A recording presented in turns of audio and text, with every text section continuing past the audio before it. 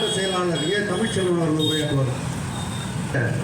தோழர்களே, உச்சநீதிமன்ற தலைமை நீதிபதியின் மீது செருப்பு வீசிய வழக்கறிஞர் ராகேஷ் கிஷோர் அவர்களை கண்டித்தும் நடைபெற்றுக் கொண்டிருக்கிற இந்த கண்டன ஆர்ப்பாட்டத்திற்கு தலைமை தாங்கியிருக்கிற தோழர்களுக்கும் இந்த ஆர்ப்பாட்டத்திலே கண்டன உரை ஆற்ற இருக்கிற அனைத்து மாவட்ட பொறுப்பாளர்களுக்கும் புரட்சிகர மாணவர் இளைஞர் முன்னணி அமைப்பின் சார்பாக வணக்கங்களை தெரிவித்துக் கொள்கிறேன். இந்த செருப்பு வீச்சு என்பது சனாதன தர்மத்திற்கு எதிராக அவர் பேசிவிட்டார் என்பதற்காக இது நடந்திருக்குது. இது இன்னைக்கு மட்டும் நடக்கல, தொடர்ச்சியாக நீங்க உச்சநீதிமன்ற நீதிபதியாக இருக்கலாம், குடியரசுத் தலைவராக இருக்கலாம், இன்னும் இந்தியாவில் இருக்கக்கூடிய அனைத்து உயர் பதவியையும் அலங்கரிக்கக்கூடிய பதவியில பார்ப்பனர் அல்லாதவர்கள் அதில் இருந்தால் அந்த தகுதியெல்லாம் கணக்கில் எடுத்துக்கொள்ளப்படாது. நீங்கள் சனாதன தர்மத்துக்கு உட்பட்டு செயல்பட்டால் மட்டும்தான் நாங்கள் உங்களை அங்கீகரிப்போம் என்ற ஒரு வெளிப்பாடு தான் இந்த செருப்பு வீச்சு. ஏன்னா கடந்த காலங்களில் குடியரசுத் தலைவராக இருந்த நாராயணன் அவர்கள் இந்து கோயிலுக்குள் அனுமதிக்கல.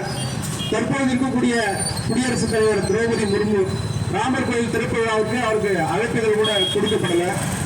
பல்வேறு இந்தியாவில் இருக்கக்கூடிய கிராமங்களில் ஊராட்சி மன்ற தலைவர்கள், அதாவது தாழ்த்தப்பட்ட ஊராட்சி மன்ற தலைவர்கள் கொடியேற்றுவதற்கோ இல்லை அந்த அலுவலகங்களில் சென்று அமர்வதற்கோ கூட உயர் சாதியினர்கள் அனுமதிப்பது கிடையாது. அப்போ இதெல்லாம் எங்கிருந்து வருதுன்னா அந்த பார்ப்பன சனாதன தர்மத்திலிருந்து தான் இதெல்லாம் வந்துட்டு இருக்குது. அப்ப நீங்க எந்த உயர் பதவியில் வேணாலும் இருக்கலாம், ஆனால் பார்ப்பனியத்திற்கும் தனியார் முதலாளிகளுக்கும் வேலை செய்வதுதான் உங்களுடைய கடமையா இருக்கணும்.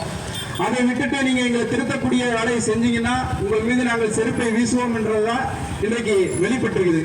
அது மட்டும் இல்லாம நீதிபதி கவாய் அவர்கள் மேக்சிமம் பாத்தீங்கன்னா ஒரு பாஜகவினுடைய ஆதரவாக தான் பல தீர்ப்புகள் வழங்கியிருக்கிறார். குறிப்பா காஷ்மீர் 370 சிறப்பு அந்தஸ்து அந்த பெஞ்சில் 5 பேர் கொண்ட நீதிபதி அமர்வு இவரும் ஒருத்தர் அது சரின்னு சொல்லி தீர்ப்பு வழங்கியிருக்கிறார்.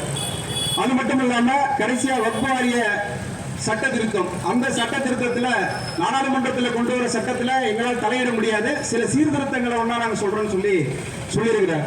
பிறகு 2016ஆம் ஆண்டு பணமில்லை பொறுப்பு பணமதிப்பிழப்பு அதுல ஒரு புதான வழக்கு, அதுல அது சரின்னு சொல்லி தான் தீர்ப்பு வழங்கியிருக்கிறார்.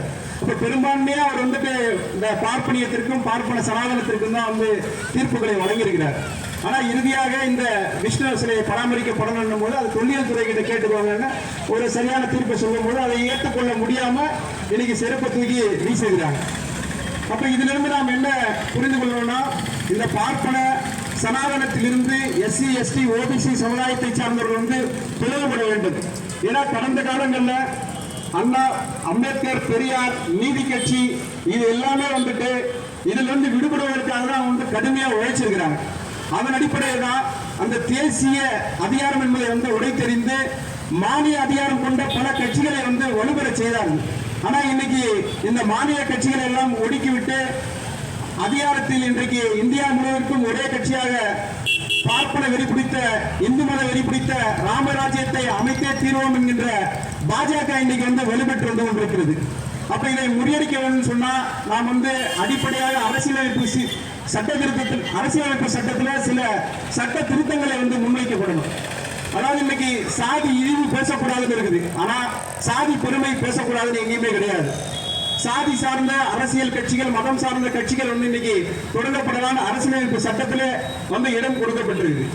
அது மட்டும் இல்லாம இன்னைக்கு கல்வி, வேலை, சொத்து, அதாவது நிலம் இதெல்லாம் அடிப்படை உரிமையா இருக்கணும்னு அரசியலமைப்பு சட்டத்தில் எங்கேயுமே கிடையாது.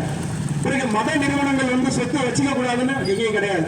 இதெல்லாம் இதெல்லாம் அரசியலமைப்பு சட்டத்தில் சீர்திருத்தங்கள் கொண்டு வரப்பட வேண்டும் என்பதை இந்த கண்டன ஆர்ப்பாட்டத்தின் வாயிலாக தெரிவித்துக் கொண்டு வாய்ப்புக்கு நன்றி கூறி விடைபெறுகிறேன். நன்றி. மறக்காம சர்ப்ரைஸ் பண்ணுங்க. தேங்க்யூ.